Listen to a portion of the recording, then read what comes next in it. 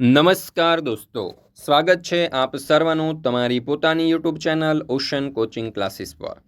મિત્રો, ધોરણ 6ની સ્વ અધ્યયન પોથી આવી ચૂકી છે અને આ સ્વ અધ્યયન પોથીની અંદર જે ભાગ 2 છે તે ભાગ 2ની અંદર જે આપણને સંસ્કૃત વિષય આપેલો છે તે સંસ્કૃત વિષયના પાઠ નંબર 4 સંખ્યાનું સંપૂર્ણ સોલ્યુશન આપણે આ વિડીયોની અંદર જોવાના છે। મિત્રો, અહીંયા તમે જોઈ શકો છો કે ધોરણ 6 જે છે તેની જે સ્વ અધ્યયન પોથી છે તે સ્વ અધ્યયન પોથીની અંદર જેટલા પણ વિષયો આપેલા છે તે બધા જ વિષયોના તમામ પાઠના સંપૂર્ણ સોલ્યુશનના વિડીયો અને પીડીએફ બંને મુકાઈ ચૂક્યા છે। તો આ વિડીયો અને પીડીએફનો અભ્યાસ કરવા માટેની લિંક તમને નીચે ડિસ્ક્રિપ્શન બોક્સની અંદર મળી જશે। જરૂરથી તેનો અભ્યાસ કરી લેજો। સાથે સાથે આપણા વોટ્સઅપ ગ્રુપમાં પણ જરૂરથી જોડાઈ જજો, જેથી કરીને આવનારા તમામ વિડીયો અને પીડીએફની લિંક તમને વોટ્સઅપ પર પ્રાપ્ત થતી રહે આ સ્વ અધ્યયન પોથીના સોલ્યુશનની। ચાલો તો શરૂ કરીએ પાઠ નંબર 4 સંખ્યા। એમાં પ્રશ્ન નંબર 1, આપેલા અંકને શબ્દમાં લખો। તો અહીંયા તમે જોઈ શકો છો કે આપણને અંક આપવામાં આવેલા છે, ઉદાહરણ પણ આપેલું છે। પહેલો અંક છે 4, તો એને લખીશું ચત્વારી। 8 તો અષ્ટ, 10 તો 10, 6 તો ષટ, 9 તો 9, 11 તો એકાદશ, 12 તો દ્વાદશ, 7 તો સપ્ત। ત્યાર પછી આગળ આપણને છે 5 તો પંચ અને 3 તો ત્રિણી। ચાલો, ત્યાર પછી એવું લખ્યું છે કે પ્રશ્ન 2માં આપેલી સંખ્યાને અંકમાં લખો। ચત્વારી તો અહીંયા 4 લખીશું, ષટ તો 6, અષ્ટ તો 8, દ્વાદશ તો 12, 10 તો 10, 9 તો 9 અને ત્રિણી તો 3। ત્યાર પછી આગળ છે પંચ, તો અહીંયા 5 લખીશું, એકાદશ તો 11 અને દ્રે તો 2। ત્યાર પછી છે પ્રશ્ન નંબર 3, આપેલા ચિત્ર ગણી સંખ્યા શબ્દમાં અને અંકમાં લખો।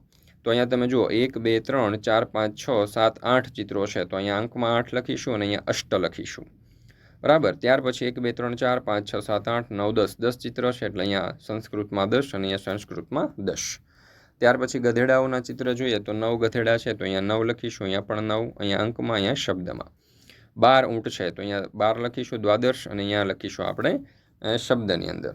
ત્યાર પછી આપણે આગળ જોઈએ તો અહીંયા તમે જોશો તો 11 દડાઓ છે, તો અહીંયા લખીશું 11 અને અહીંયા લખીશું એકાદશ। ત્યાર પછી છે પ્રશ્ન નંબર 4, આપેલા પ્રશ્નોના જવાબ સંસ્કૃતમાં લખો। તો અહીંયા જુઓ, પાંડવો કેટલા હતા? તો પંચ, બરાબર। એવી રીતે રિક્ષાના પૈડા કેટલા હોય? તો ચત્વારી। અઠવાડિયામાં કેટલા વાર હોય છે? તો સપ્ત। બકરીના કાન કેટલા હોય છે? તો દ્રે। બસને કેટલા પૈડા હોય છે? તો ચત્વારી। અને બ્રહ્માજીના કેટલા મુખ છે? તો ત્રિણી। મિત્રો, ધોરણ 3થી 8ની આ જે નવી સ્વ અધ્યયન પોથી છે તે નવી સ્વ અધ્યયન પોથીના બધા જ ભાગના તમામ વિષયના સંપૂર્ણ સોલ્યુશનના વિડીયો અને પીડીએફ જે છે તે આપણી ચેનલ ઉપર મુકાઈ ચૂક્યા છે। આ તમામ જે સ્વ અધ્યયન પોથીના સોલ્યુશન છે તેની પીડીએફ અથવા તો એ સોલ્યુશનની બુક, સ્વ અધ્યયન પોથીના સોલ્યુશનની બુક તમે અહીંયા જે નંબર આપેલો છે નંબર ઉપર ફોન કરીને પણ મેળવી શકો છો, અથવા તો આ વિડીયોના ડિસ્ક્રિપ્શન બોક્સની અંદર લિંક આપી છે ત્યાંથી પણ તમે સ્વ અધ્યયન પોથીના સોલ્યુશનની પીડીએફ મેળવી શકો છો, અથવા તો આપણી પ્લે સ્ટોર ઉપર એપ્લિકેશન છે ઓશન કોચિંગ ક્લાસીસ, તે ડાઉનલોડ કરીને ત્યાંથી પણ તમે આ સોલ્યુશનની પીડીએફ મેળવી શકો છો। પ્રશ્ન નંબર 5, નીચેના શબ્દ ચોરસમાંથી સંખ્યા શોધી અને તેની ફરતે લીટી દોરો। ચાલો, તો અહીંયા તમને શબ્દ ચોરસ આપવામાં આવેલું છે, તમે જોઈ શકો છો।